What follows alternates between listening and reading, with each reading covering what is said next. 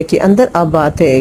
احقاف ایک ایسا علاقہ تھا جہاں ریت کے بلند و بالا ٹیلے تھے اور ہر طرف ریت کے صحرا ہی صحرا تھے۔ احقاف کا یہ علاقہ یمن اور عمان کے درمیان پھیلا ہوا تھا اور یہ قوم اس علاقے کے اندر 8,500 سال پہلے آباد تھی۔ اس قوم پر اللہ تبارک و تعالیٰ کا یہ خاص کرم تھا کہ اس قوم کو اللہ تبارک و تعالیٰ نے طاقت کے ساتھ ساتھ ہر طرح کی نعمتوں سے نوازا تھا۔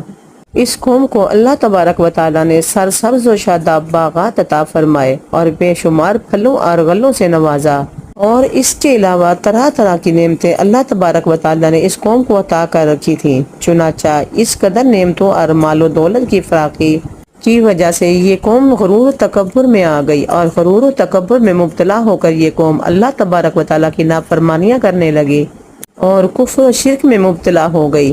یہ قوم بجائے اللہ تبارک و تعالیٰ کا شکر ادا کرنے کے اللہ تبارک و تعالیٰ کی نافرمانی